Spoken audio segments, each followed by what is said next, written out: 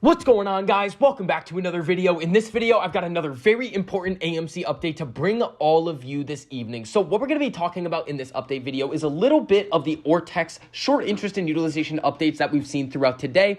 And then we're going to get into some of the more important things that we need to discuss. So the first thing is how the institutions that are actually long AMC, even though it is very good to see that buying volume that they are inputting into the stock really affect the price on the days that they do decide to buy, the actions that they are taking and the way that their business operates is actually kind of hurting us due to the way that it is affecting the utilization and the cost to borrow on AMC at the current time. Now, the second thing that we need to talk about is the gamma squeeze that we're all looking for to happen before this January 21st expiration date. Is it still possible for it to happen? Now, again, when we look at options chain, specifically the January 21st, that has a crazy high amount of open interest.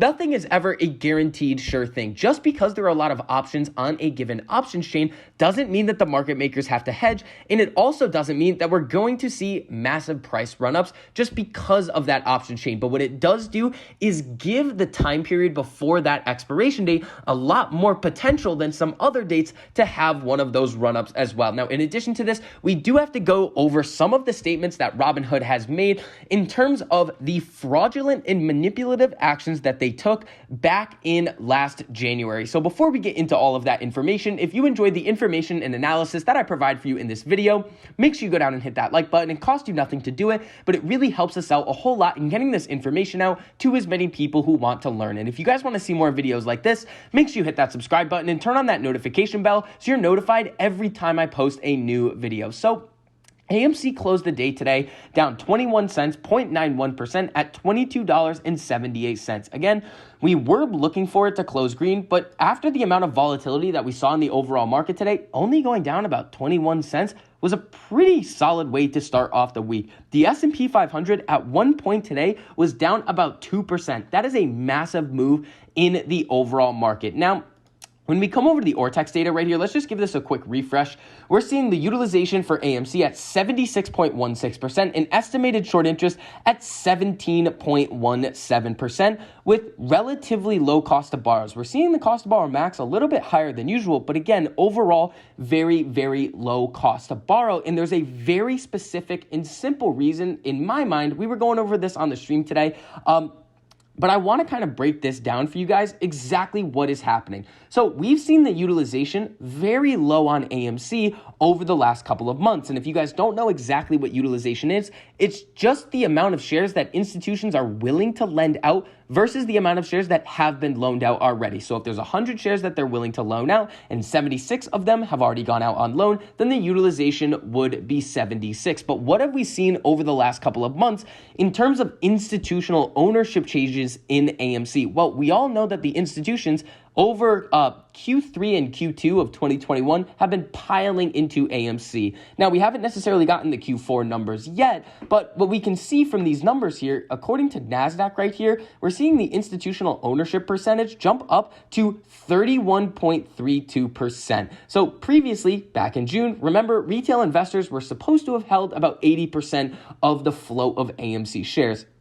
And that would leave the institutions with about 20%. Now they're up to about 31.32%. Now, this has to be a rough estimate. It's just going over all of the shares that are reported on the 13F filings, but that is a significant increase from the numbers that we were seeing back in June when we saw the utilization at 90, 95, 99, even 100%. Now, the reason why utilization is so important when we're thinking about cost to borrow is it has to do with this concept of scarcity. If there are less shares available to be loaned out and there's still a high amount of demand to basically take those shares out on loan, well, the institution loaning out those shares will be able to kind of charge a higher cost to borrow. When the cost to borrow increases across the board, it hurts all of the shorts. They all have to start paying unless they're able to kind of lock in their interest rate, which is possible. But in general, they will all start to have to pay a higher interest rate. But with the fact that the institutions have been buying more shares, and some of them are kind of putting them up for loan, but the shares actually aren't going out on loan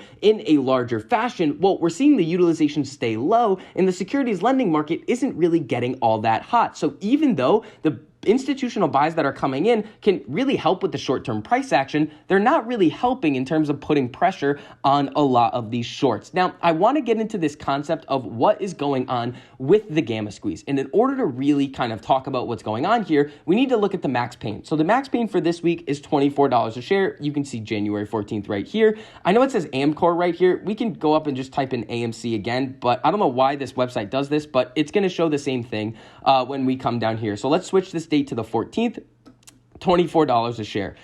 So when we think about the max pain, it's the price where the most amount of options contracts are expiring out of the money. Now, that's calls and puts. But remember, as we can see by this chart, there's always going to be a higher amount of open interest on the call side just because a lot of people are very bullish on AMC going forward. Now, we went over this in the previous video that I put out on Saturday, but I don't believe that the market makers are fully hedging right now because their computer systems aren't going to care how they're getting to that delta neutral status, that directionally neutral by delta hedging.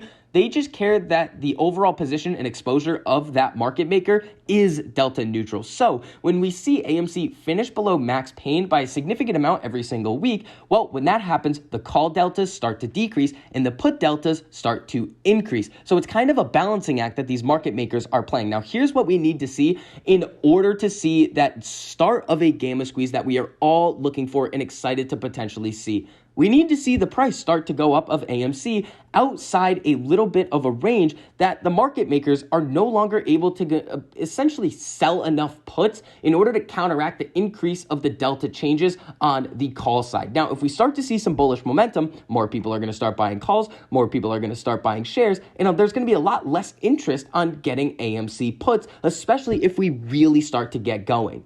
So we're going to need to see that buying volume start to come back in. In my mind, we really only need 2 or 3 solid green days in order to really see the market makers starting to have to delta hedge in terms of buying shares out on the open market to really facilitate that additional buying volume that we need. We've seen it happen a couple of times in the past, so we're really just kind of waiting to see if it's going to happen around this expiration date as well. Now, in addition to this, again, we have 101,000 contracts in the money with 552,000 contracts out of the money. That is a very, very significant amount, but if these contracts are so far out of the money, even past 40 right now, it's not really going to help us a whole lot in terms of getting that gamma ramp started from where we're currently trading at. And when you look at the balance between the calls and the puts right now, there's only about a 10,000 contract difference between what's in the money on the call and the put side. So if they were going out and kind of hedging or even trying to maintain that directionally neutral or delta neutral status on any type of strategy,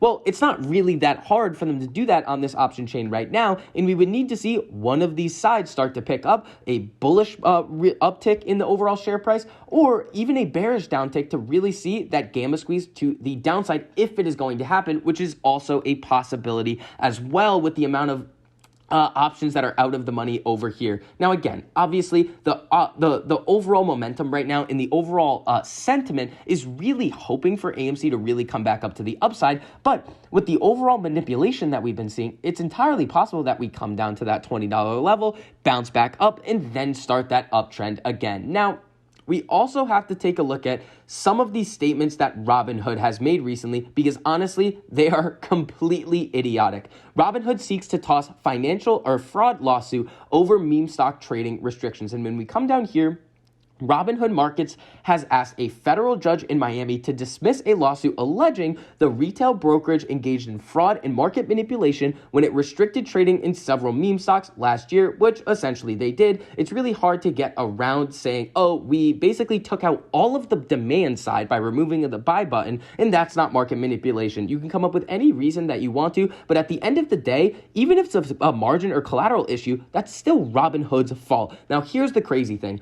Robinhood argued in the motion filed on Friday that the temporary limits enacted amid social media-fueled rally in January 2021 were publicly announced and therefore not deceptive. If I come up to you and say, hi, I am going to commit some sort of fraudulent act against you right now and make it known to everybody, and then I then go and commit that fraudulent act against you, how is that not still fraud? So let's see what happens with this filed motion. Again, with the way our legal system and the regulatory system is kind of set up right now, I would not be surprised if this lawsuit gets thrown out with the amount of corruption that we've seen over the last essentially year.